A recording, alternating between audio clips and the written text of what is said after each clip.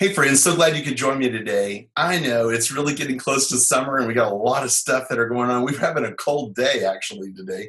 And I want to point out to you that we have to always remember, even in our busyness, that we've got to be prepared whenever we walk into that classroom with boys and girls, that we have our act together. I know some people who walk in and they are able to just pull it out of the cabinets and slap it on the table and just make the magic happen.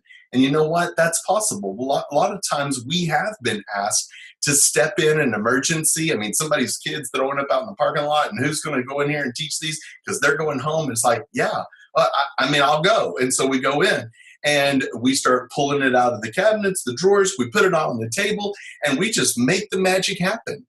And you know what? We do. It's because we're preschool children's teachers. We can do that. But the problem is, Satan would like to convince you that you can do that all the time, that you don't really have to prepare. You don't have to plan ahead. You can just walk in and do it. But the truth is, he will rob your joy. And I want you to really be challenged by that because I need to hear it too. We can't wait to the last minute and just walk in and try to make it all happen. We'll be stressed. And you know what? It really shows. We don't have our act together. Kids know that. And kids need to be able to depend on us. They need to know that we're going to be there and we're going to have what we said we would have. And so we need to be reliable. You've worked with people who are undependable. I mean, you just couldn't lean on them for anything because they'd say one thing and do another. You never knew what was going to happen. Well, kids feel the same way. If you say you're going to do something, then you don't do it. They can't depend on you. So you need to be sure that you come with your A game every time, that you're prepared whenever you walk in there. So let me give you a couple of tips on doing that. So get your lesson material. And I like to look at my curriculum and actually go through the whole month. And I just underline things that I know are going to be in the classroom, that I have consumable supplies there, and it's easy, always there. And I can check for that. And then I also circle all the things that I'm going to need to gather or bring with me. And it's not uncommon for me to have a laundry basket with stuff when I'm teaching a class. We bring things. I have some teachers who have rolling type of crates that they bring their things with them to church. It doesn't matter. I even have suitcases that I've used because they roll. Whatever it is that you have or that you need, you make it happen. And you bring with you the things that you need in order to do a good job. Now, I want to just also mention to you that even though I look through the whole month and kind of circle and underline, I'm not really studying the lesson. I'm just actually getting an idea of what all the activities are. Because the truth is, sometimes I see something that would be such a better way to make that. Or the kids, my kids, they would enjoy this.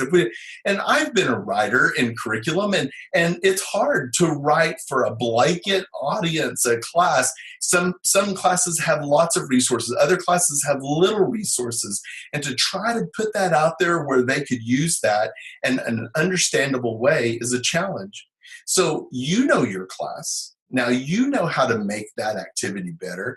Maybe instead of just writing this, I'm going to put some sidewalk chalk in the end of a swim noodle, and I'm going to have them reach as far as they can and try to write on this black construction paper the answer. But using physical type things like that, that appeals to some of these boys that I teach. And they don't want to just sit in a chair and sit and sit and sit. I mean, really, you're asking for behavioral problems. Go prepared. Have an idea what's coming up, and then it'll build anticipation in you as you're trying to get ready for a great class experience. These relationships are built with kids because of the things we prepare, the time that we get to spend with them because we're not busy looking for the next thing. Where are those chenille stems? I've got to find those instead of engaged with the kiddos. I want to challenge you to be a person who's prepared. And more than just being prepared for the whole class, be prepared for your group time. Have studied your lesson. Read it in the Bible. God has a great word for you as well. So read it in the Bible. Make notes. Whenever I teach my class, I just fold a piece of paper in half. And when I get ready for my group time, I simply write a bullet and all of the outline. Just write down the page, one line, and I write the outline of my story of the Bible study we're going to do, citing the Bible verses that I want them to look at or that I'm going to read from. If I'm teaching preschool, I sit this right in my Bible, and as I'm teaching, I have my finger on it, and I just move down, and I am using my eye contact, my facial expressions, and I have never lost my place. Even if somebody were to ask a question or interrupt our class, I'm ready to go with the next point. I don't have to lose my way. So it's like if you lose your place and you say, well, kids, where was I? And they'll go, well, I think you were like done. So you can't go that way. You've got to know your place, and that way you can stay on task.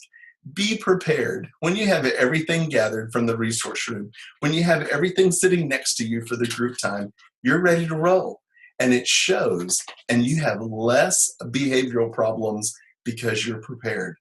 This challenge is a big one, but it's one that you can do, and it's one that will pay back big bucks for you. Not really bucks, but big blessings, because you are prepared and the kids know it. Hey, you may be looking for some ideas, and here at Mr. Mark's Classroom, we have Classroom Swag, which is a great resource. You will get 20 pages of nothing but great ideas. And there's bulletin board ideas, door ideas. There are all the learning centers are represented, elementary games that they like to play, some crafts, some Bible skill games. There's lots of good stuff right here. And we want you to take a look. There is a sample copy of it. If you would like to do that, you can get it and make all the copies of it that you want and then hand it out to your teachers. We want them to have notebooks that are obese and full of great ideas that you can use and that they can resource themselves over and over. Do yourself a favor and give this gold to your teachers, and they will love it, and they will love you for it too. So you go and make this incredible gift that you have for children's ministry count.